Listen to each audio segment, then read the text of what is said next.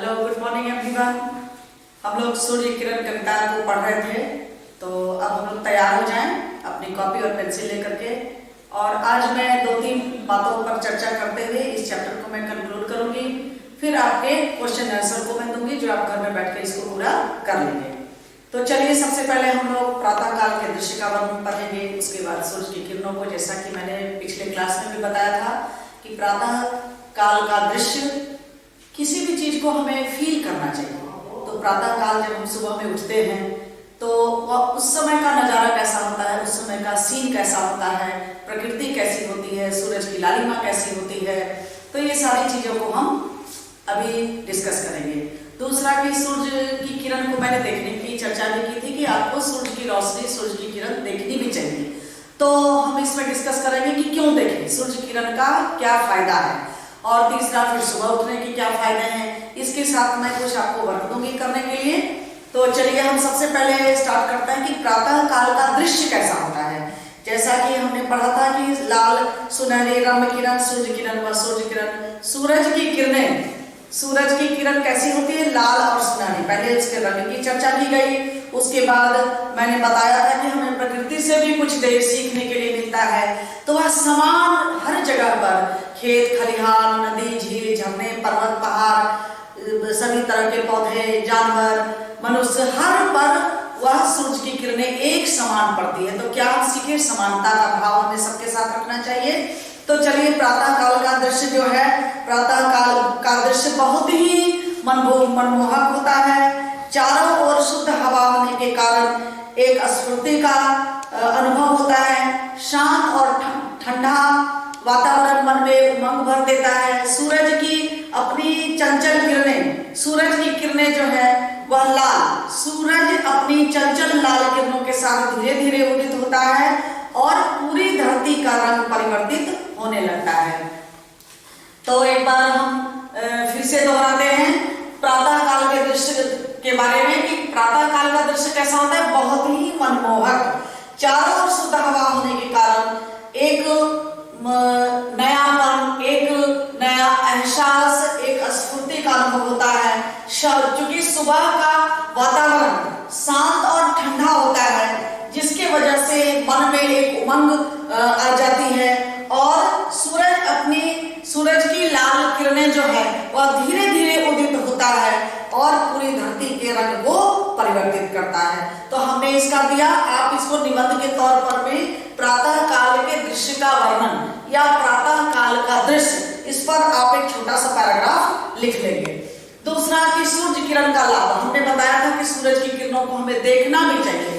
तो सूरज की किरणों को क्यों देखना चाहिए, तो सूरज क्या है, सूरज एक प्राकृतिक चिकित्सालय है। जैसे आपने हॉस्पिटल्स देखे हैं, उसी तरह से क्या है कि सूरज भी एक हॉस्पिटल की तरह है। तो आखिर उसमें है क्या, इसकी सप्तरंगी और इस सूरज की किरणें, सूरज की सप्तरंगी किरणों में एक अद्भुत ही रोग नाशक शक्ति है।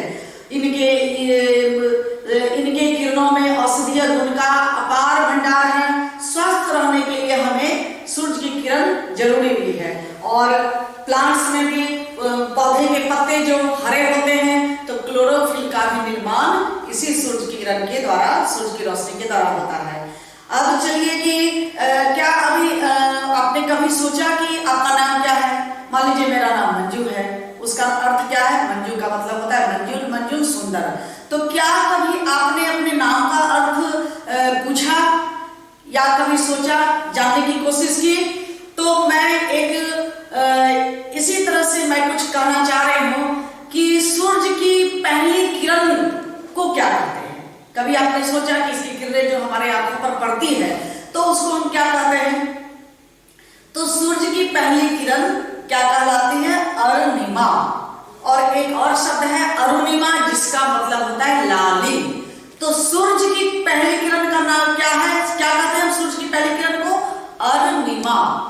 आपके घर में अगर छोटे कोई बेबी है, अगर आपने नामकरण नहीं किया है तो आप गर्ल बेबी का नाम अरुणिमा भी रख सकते हैं। अब देखिए, इसमें तारतम्य मिलाइए, जब भी आप उसको बुलाएंगे तो आपको लगेगा कि वो आपको प्रातः काल का दृश्य का अनुभव होगा और आपको लगेगा कि वो सूरज की पहली किरण है।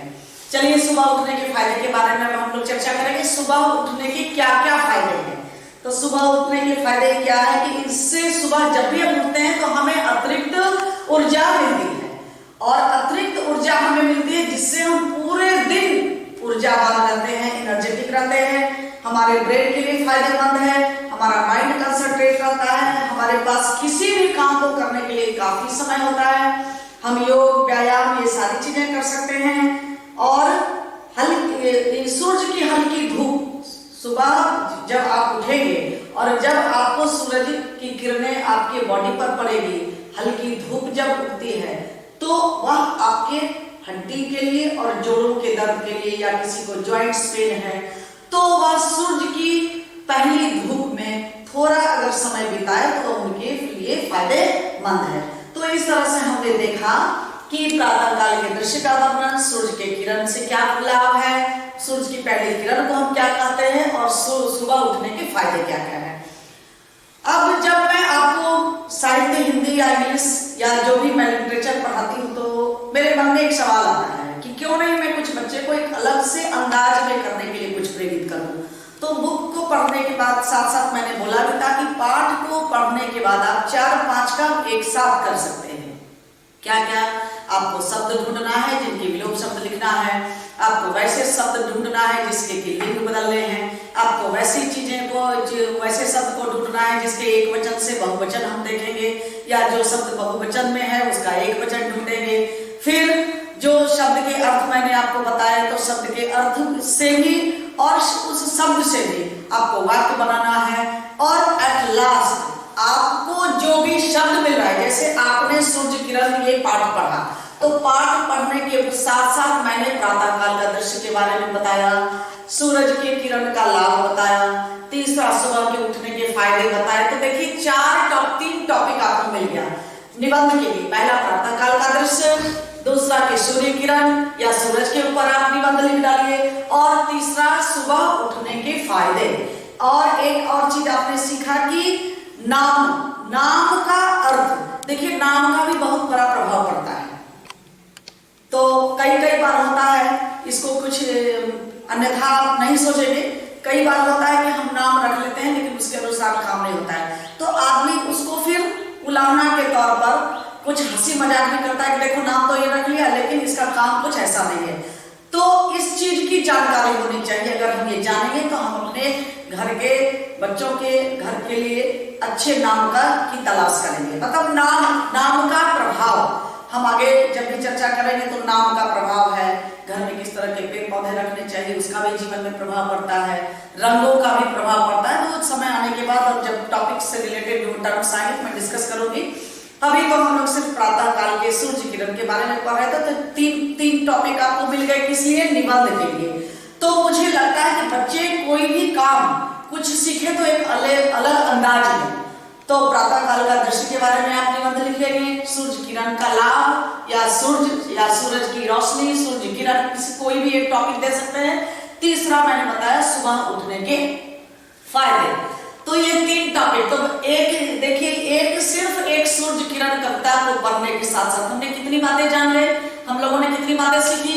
विलोम शब्द लिखेंगे, लिंग के लिए लिखेंगे, एक वचन बहुवचन लिखेंगे, फिर वाक्य बनाएंगे, उसके बाद हम एक टॉपिक मिल जाता है जिस पर कि हम कुछ पैराग्राफ लिखेंगे, तो वो हमारा एक निबंध वाला पोर्शन कंप्लीट हो जाएगा।